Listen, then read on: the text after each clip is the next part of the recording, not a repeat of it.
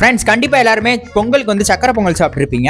தோசையை வந்து நீங்க சட்னி கூட வச்சு சாப்பிட்டுருப்பீங்க, சாம்பார் ஊற்றி சாப்பிட்டுருப்பீங்க, கறி குழம்பு கூட ஊற்றி சாப்பிட்டுருப்பீங்க. தோசையும் சக்கரை பொங்கலையும் வச்சு சாப்பிட்றீங்களா? கண்டிப்பா சாப்பிட்டுருக்க மாட்டீங்க. இந்த வீடியோ வந்து பொங்கல் அன்னைக்கு ஷூட் பண்ணேன். இதுக்காக எங்க அம்மா ஒரு தோசை சுட சொல்லிட்டு அந்த தோசையில வந்து அந்த பொங்கல் எல்லாம் எடுத்து அந்த தோசைக்குள்ள வச்சு அதை வச்சு நல்லா தடவி அதுக்கப்புறமா அதை வந்து ரோல் மாதிரி சுருட்டிட்டு இப்போ வந்து தோசையை சாப்பிட போறேன். இதோட டேஸ்ட் எப்படி இருந்துச்சு பார்க்கறது முன்னாடி இந்த வீடியோ லைக் மட்டும் பண்ணிட்டு பாருங்க. தோசையும் சக்கரை பொங்கலையும் சாப்பிடும் போது டிஃப்ரெண்டா இருக்கும் தான் சாப்பிட்டேன். இப்போ வந்து தோசை கூட நீங்க சீனி வச்சு சாப்பிட்டுருப்பீங்க, அப்போ எப்படி இருக்கும்? கிட்டத்தட்ட அந்த மாதிரி தான், நல்லா தான் இருந்துச்சு. பட் வந்து ஒவ்வொருத்தவங்களுக்கு பிடிக்கும், ஒருத்தவங்களுக்கு பிடிக்காது. பட் எனக்கு வந்து நல்லா தான் இருந்துச்சு, டிஃப்ரெண்டாக இருந்துச்சு. இந்த மாதிரி காம்பினேஷன் ட்ரை பண்ணதில்ல.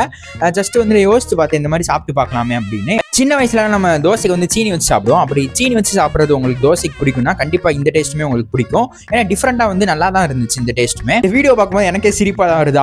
வாயை திறந்து ரொம்ப சாப்பிட்ருக்கேன். ஏன்னா வந்து ரொம்ப பெருசாக வந்து அந்த ரோல் வந்துருச்சு, நிறைய பொங்கல் வச்சனால. அதனால தான், வேற ஒன்றும் இல்லை. இந்த வீடியோ பிடிச்சிருந்தா இந்த வீடியோ லைக் பண்ணிட்டு ஹார்ட் இமோஜி கமெண்ட் பண்ணிட்டு நம்ம சேனலை சப்ஸ்கிரைப் பண்ணிட்டு இந்த மாதிரி நெக்ஸ்ட் என்ன சேனல் பண்ணலான்னு கமெண்ட் பண்ணுங்க.